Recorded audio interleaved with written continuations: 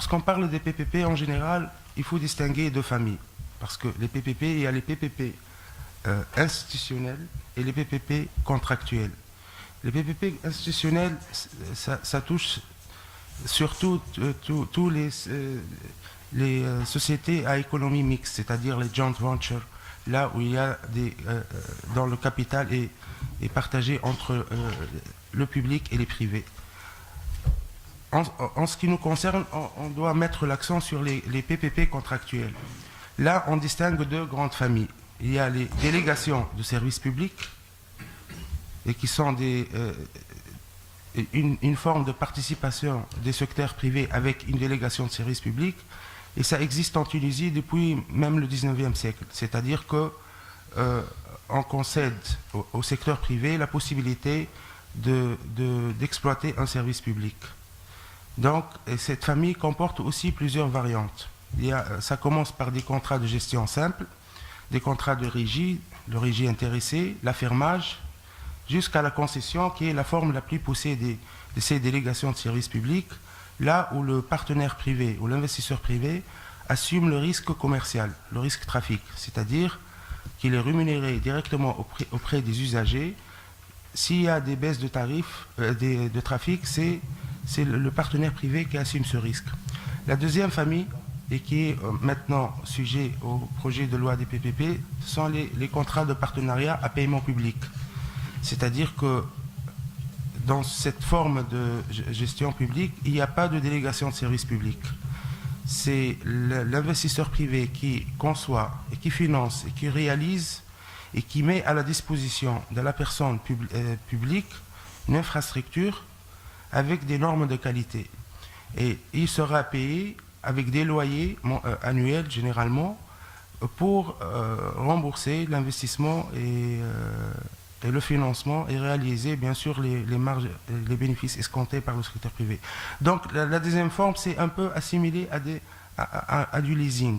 C'est-à-dire que c'est comme si on utilise cette forme pour mettre à la disposition de la personne publique une infrastructure avec un paiement échelonné dans le temps, avec aussi des obligations de qualité auprès de la personne privée. C'est-à-dire que l'entretien, la maintenance, il y a des normes de qualité qui doivent être respectées par l'investisseur privé, sinon il est sanctionné par les loyers qui lui sont versés. Donc c'est pour ça que j'ai voulu bien sûr mettre l'accent sur les définitions, parce qu'il y a quelques confusions concernant les différentes formes de PPP. Concernant les craintes évoquées par notre député, l'impact sur les citoyens. On sait très bien que le service public en Tunisie, il est fortement subventionné par l'État. Donc il faut avoir des études sur la vérité des prix en Tunisie. Est-ce que le service public est fourni aux citoyens, aux usagers à sa juste prix, et quel niveau de subvention ce service public supporte? Autre chose, il faut aussi penser à créer des organes de régulation. Parce que maintenant, si on voit les secteurs, par exemple le secteur de l'eau, de l'énergie ou de l'assainissement, il n'y a pas d'organes de régulation. Donc, généralement, même s'il y a des contrats de PPP, c'est l'entreprise publique, l'opérateur public qui joue le rôle de concédant. Alors qu'il normalement, il ne doit pas jouer le rôle de juge et partie. C'est-à-dire que c'est comme si on lui donne la possibilité de créer un concurrent privé. Moi, je pense qu'avant de penser à encourager les PPP en Tunisie, il faut revoir tous les services publics et les opérateurs publics et créer des organes de régulation dont ils jouent un rôle important dans la fixation des tarifs, dans le contrôle des opérateurs, que ce soit public ou privé. Donc, et je pense que plusieurs études ont recommandé d'aller dans ce sens-là. Concernant les craintes par rapport à la bonne gouvernance, donc j'ai contribué à la réalisation et à la proposition du projet de loi. Donc, on a repris pratiquement les principes de passation des marchés dans le cadre des marchés publics, à savoir la transparence, l'égalité des chances et la concurrence, et même les exceptions qui ont été évoquées pour tout ce qui est gré à gré, c'est généralement les mêmes conditions qui ont été reprises auprès des marchés publics. Je reviens un petit peu aux expériences. Donc, je peux peut-être citer 2 ou 3 expériences en Tunisie.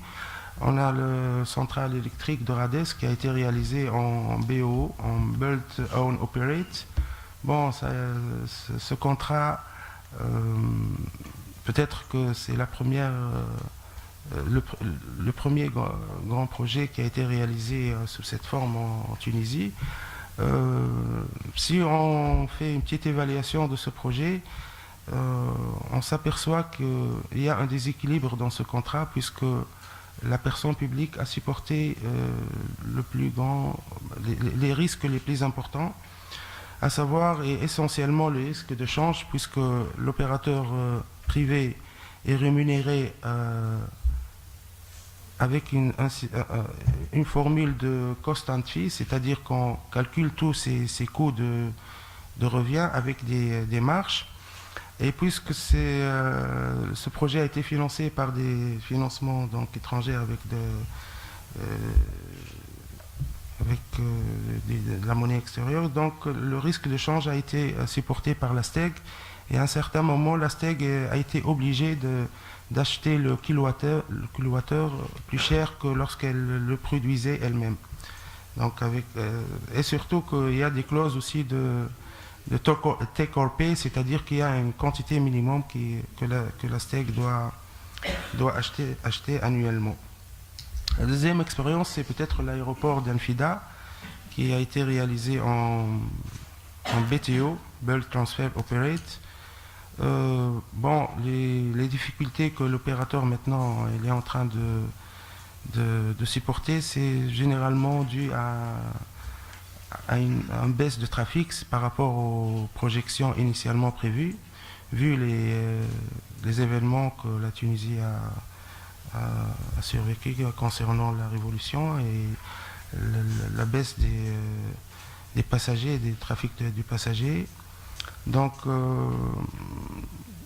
il a demandé à la personne, aux autorités tunisiennes la révision des redevances, ce qui a été favorablement accepté et on a essayé de rééchelonner et les redevances que l'opérateur privé doit payer. Donc, et ça existe dans les contrats de PPP, et il y a des clauses de rendez-vous. Si l'équilibre économique du contrat est touché, on peut généralement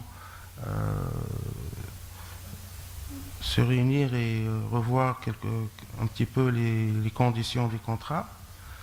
Je dis que les PPP c'est bien pour